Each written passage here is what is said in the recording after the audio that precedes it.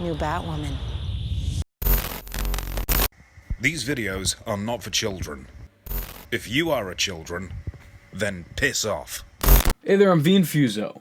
And previously on this channel, we spoke a lot about Batwoman. We talked about where the series' first season went wrong, and then again where I thought season 2 would follow in its predecessor's failings. And now that we finally have a teaser trailer, I can better prematurely judge Batwoman's second season. The trailer is pretty much everything I assumed that it would be. A full minute and 10 seconds of, "Where's Kate?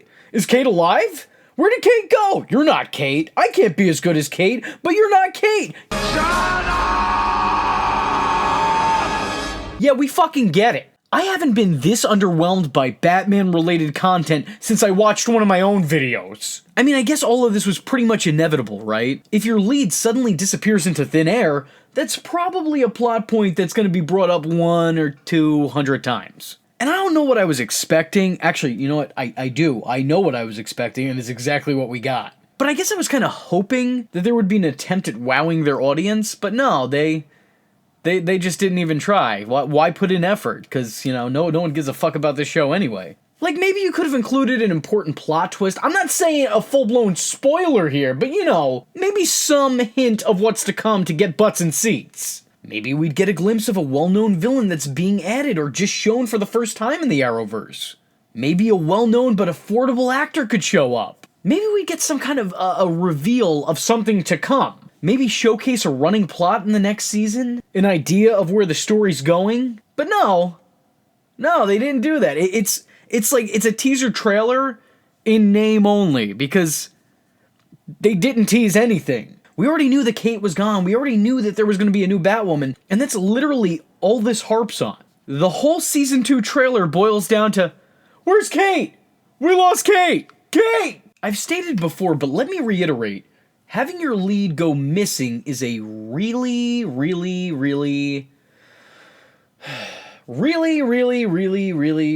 dumb idea. My guess is that they don't want to kill her off because there's some hope that she'll return at some point down the line to some degree in some capacity. But holy shit, just kill her off! I mean, we're really gonna have Kate go missing after her first year into being Batwoman? After she just took up the Batmantle when her cousin Bruce went missing? Where are all these Bat people headed? Where are they disappearing to? It's just such a weird arc to go with. And you know, call me crazy, but I don't think it's ever gonna get resolved.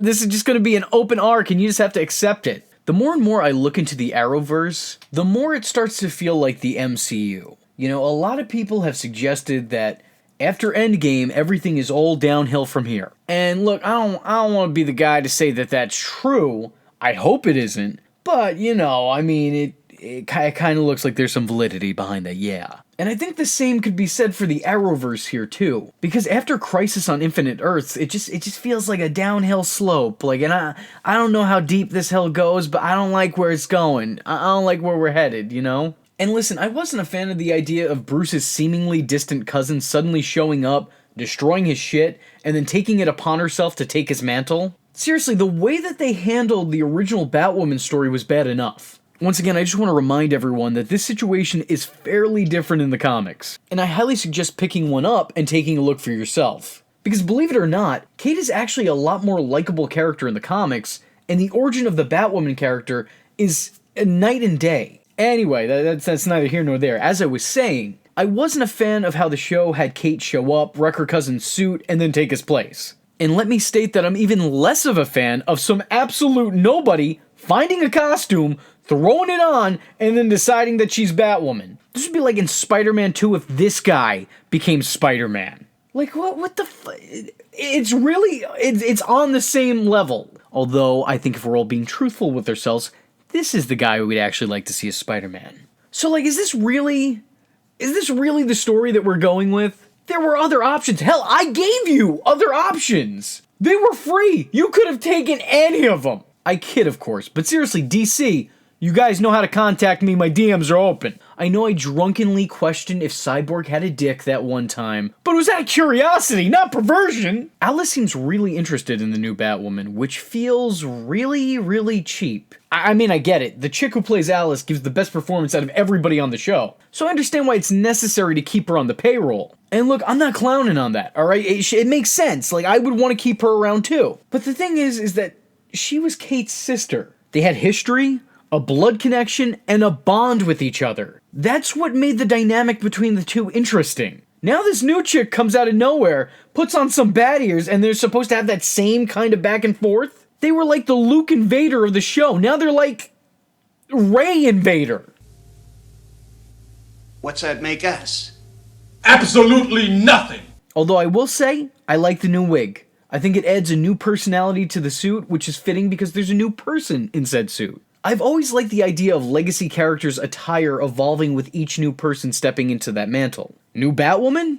New Batwoman suit. It makes sense to me. I know that there are some people out there complaining about this, but that may just be the one thing I enjoy out of all of this. I've always been appreciative of the comics that gave each one of the 5 or 6 Robins their own unique costume identity. It definitely helped differentiate them, which was especially needed considering most of them look exactly alike. They're all about the same height, they're all about the same weight, they all have the same build, all have gelled up or spiky black hair. The different costume helps, is my point. Another thing that seems kind of forced to me is the constant talk of how Gotham needs a Batwoman. I don't know, that just doesn't seem legitimate. Batwoman was in her first year as a crime fighter. She was literally just getting started. I don't know that she had this profound impact over Gotham City like the show seems to suggest that she did. I mean, that's not to say that she couldn't have, but I definitely don't feel like she was there quite yet. And look, if they were just stating that the city needs a hero, I think that would be a lot more fitting. And I wouldn't have an issue with that. Because Gotham, for the most part, has almost always had a hero. They had at least, a decade of Batman? And I'm assuming a year, maybe a little bit more than a year of Batwoman. The quote, "this city needs a hero," is a cliche, but it's also an accurate quote. But saying this city needs Batwoman just feels really, really forced. I mean, do they specifically need Batwoman? I don't know. I don't think they even specifically need Batman. Any cape and cowl should do. They just need a hero, not one in particular, not one specifically, just a hero. I don't know, this is just giving me the vibe of when they erected a giant Superman statue before the events of Batman v Superman, or how everybody praised him as a god following his death. And all I can think of the audience was, I don't know, is this hero worship really justified? I don't know. I don't think so. I don't know, I just feel like all of this was rushed. Superman could be a great superhero? Batwoman could be a fantastic vigilante? I don't think that they were, though. With what we got, no. Like, if you know the character overall and their backstory and their background, yes, obviously there's something iconic about both of these characters in their own right. From the continuities that we're speaking of, no, I don't think you did enough with them for people to be this in love with them. It feels like the show is demanding you think this as opposed to, showcasing and suggesting it. To me, the Batwoman love just doesn't feel natural. I don't think audiences or Gothamites were afforded enough time with Kate under the cowl to fall for her the way the series is insisting that they fell for her. This whole thing just feels like a mistake. Look, I'm gonna be honest with you. I think this is going to be a disaster. And judging by the dislike to like ratio, I'm clearly not the only one. Dude, the ratio's off. The ratio's off! Ouch.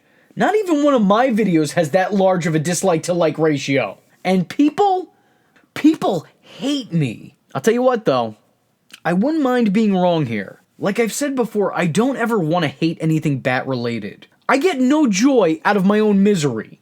I know you all do, but it's not actually a fun thing for me personally. Which is also why I will never review the B-movie. That shit ain't happening. Stop asking me. You like jazz? I am vengeance. I am the night, and that was V Infuso. Just remember, if you're not tuning in, then you're missing out. Catch him next time. Same bat time. Same bat channel.